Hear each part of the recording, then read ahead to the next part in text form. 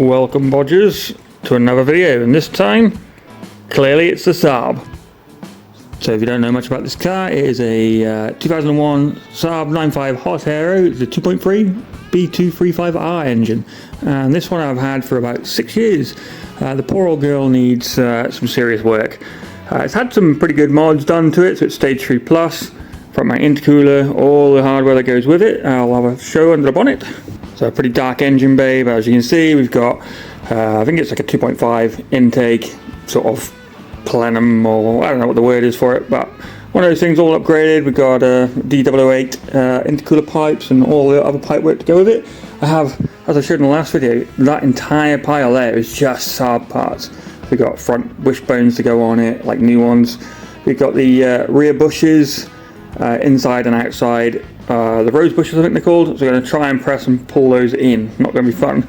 We've even got a new steering like shaft, because it's got the classic sort of movement in the steering. A lot of the Saabs have it. I've changed the inner one like 3 times thinking that was a problem, and then yeah, after a bit more research, apparently it's the one that comes on this side. It's like a little bit before it goes into the actual steering, so that's going to have to get changed. Hopefully it gives it back its nice tight steering. There's a lot of friggin' different parts in there. All new water pipes, everything's all D008. It's all going to go on there.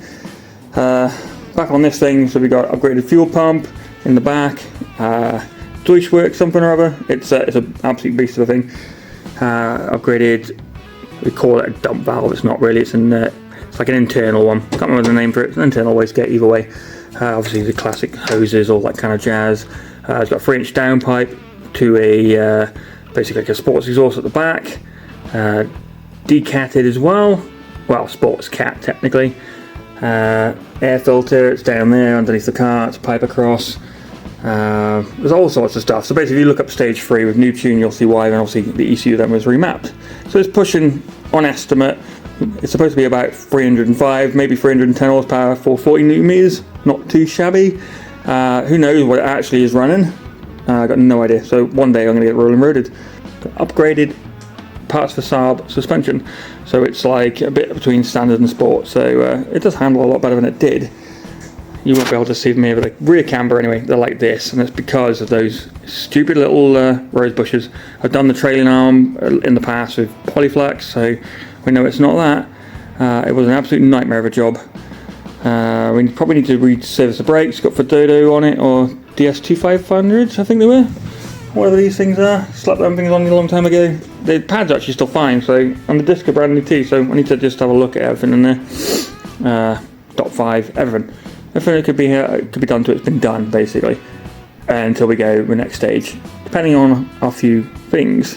One of which, when I let my brother have this car for a bit, he decided to go off-roading, we'll call it, and dropped on the inner sill and bent it up, and there is a lot of damage under there, and that was a while ago, so it's rusted too. So first thing we're checking, dropping this plastic side sill off, and we're going to have a look what the damage looks like. So yeah, if you wanted Saab content, you've got it. If you wanted more mini content, that is still going to be happening. With this thing, thanks to one of my subscribers, I think it's Mini Shorts, thank you for this information that he's given me. Basically the fuel pump, hang on, let's show you. So basically got the mechanical fuel pump down there, and when you buy these things online, most sellers don't sell what I've now found out to be very important, which is a plastic spacer that's supposed to go between there and the block. And apparently if you don't fit these things, as Mini Shorts has said, and he's correct, I've looked it up, it can actually smash the little handle thing off it that goes on the cam and fall in your engine and disintegrate things, which would not have been good. So I'm kind of lucky, as he stated, I didn't have the correct fuel pipe, or at least I couldn't find it to go on, because I would have definitely tried to start it and we would have had a catastrophe. So yeah, thank you again, Mr. Mini Shorts. Go subscribe to that dude, what a legend. But yeah, more mini content will be coming. We've got obviously a truck ton of work still to do, but we've got to work on the Saab. I'll also do another video of the new whip, which equally needs work, because it wouldn't be a Bodger car without. Anyway, for now, let's go and look at the sill. So just in case you're unaware, on hot aeros, and I think all Saab 9.5 models, we look underneath the front, other than my my 3-inch downpipe, which is all stainless. It's all been chewed up, look. This is how, it's not particularly that low, this car, but it's what my roads are like around by my my house. I like all of it. Britain, friggin' dreadful. Look at the state of that. It's been clearly clipping everything. Yeah, we'll look at that and make sure there's no holes in that. But anyway, if you look under all the front of Saab 95s, you've got this little lump here, and that is for a jack. Put a jack under there, like a trolley jack, and you can lift the car enough with a big enough jack to get your wheels off the ground. Unless you've got bigger wheels, you might not, but we'll see. Normally, you can jack it up enough to get under there, and then you can, yeah, do whatever maintenance you want. Stick some axle stands under your frame here, and nice and safe. Just thought I'd point that out to you. It's kind of cool, that. Like so. But like I said, you put bigger wheels on, sometimes you haven't quite got the clearance. Super frustrating, that. And this is probably the biggest jack I've got. So you can always stick it on, you know, a thin bit of like concrete slab or something. As long as you're careful, make sure it doesn't crack, you can get it up high enough. But yeah, very cool. Right, for me to get access to removing this plastic sill, you've got to first pull out this rubber bloody seal. It is a nightmare. So basically, yeah, be careful you don't pull on the plastic part of the top of the sill, because you could easily snap that off. I nearly found that out, luckily I didn't. But yeah, you got to pry it off, and basically you can kind of see how it just slots on. But it slots on slightly twists, so yeah, get your screwdriver in carefully and pop it until you can get all the way at the front and drag it all the way out. So we're going to undo these buggers, and they are hard to tell what they are with the torques on it. They're just bolts, probably about 8mm I imagine. So undo all whatever all the way along the car. If you want the whole sill off, drop it off, and we'll see what it looks like. Alright, so a job that you'd think would take you 5 minutes took me friggin' ages, and not because the car was being awkward. I mean, look how bad this was, we'll talk about that in a second, but because that one bolt there, you had to open your door fully, and I can't because, yeah, close proximity to the other wall. Never mind. Anyway, yeah, this isn't looking amazing. It's not looking great, is it?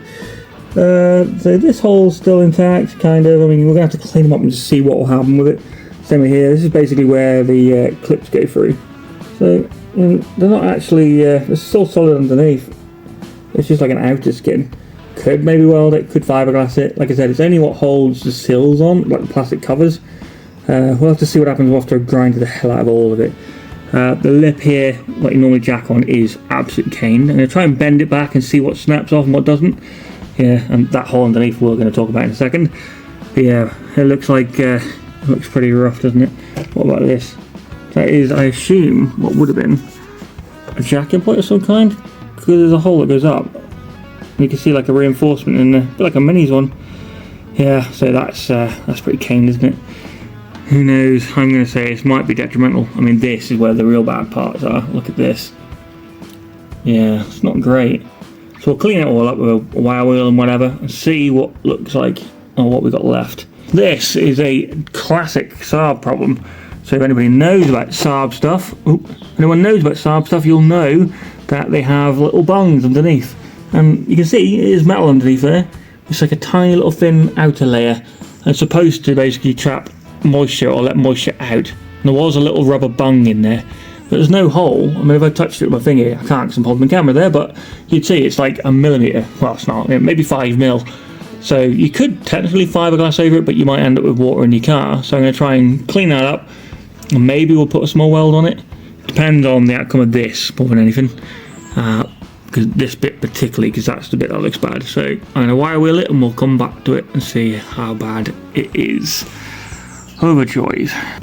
Being professional bodger, if we ever run out of enough light, and we've got light up here and we've got lights up there, still really dark down here, so yeah, find an old spotlight and then wire it into your battery. I mean, the battery I dropped and it's been run over about 10 times, but still, it's got some maneuverability, look.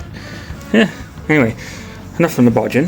Back to the Saab. So I'll give it a little bit of a wire wheeling. I can definitely do a lot more. I just wanted to see how much better or worse it looks. It's not going to magically get better, is it? Let's have a see. Yeah, this is looking rough. Look at that fucking hole. Jesus.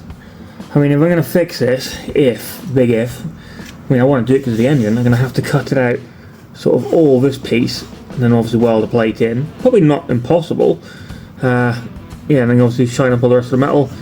And then underneath here, it's going to be the same sort of problem. Well, that bit, again, I have to, well, that bit there, I have to grind it all, clean it all up. I haven't actually grinded that bit. Clean it all up and then rust treat it and yeah, you know, decide what to do with it. Personally, I don't think at this age it needs those drain plug things anymore. I could just clean it all up, weld a plate over it, or fiberglass it, whatever, and underseal it and forget about it, but whatever. Next time round you'll either have seen it all get cleaned up and painted or whatever, or you won't. But we've got to crucially have a look at changing the rose bushes on this. So I hope my tool I bought fits.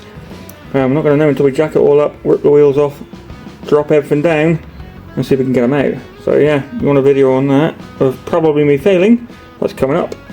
And then we've got wishbones on the front, which is equally going to be a pain in the ass because those lower pinch bolts and Saabs do not like coming out, and we found that out the hard way when we did the suspension last time round. So yeah, like and subscribe, all that kind of crap, and I'll see you next time.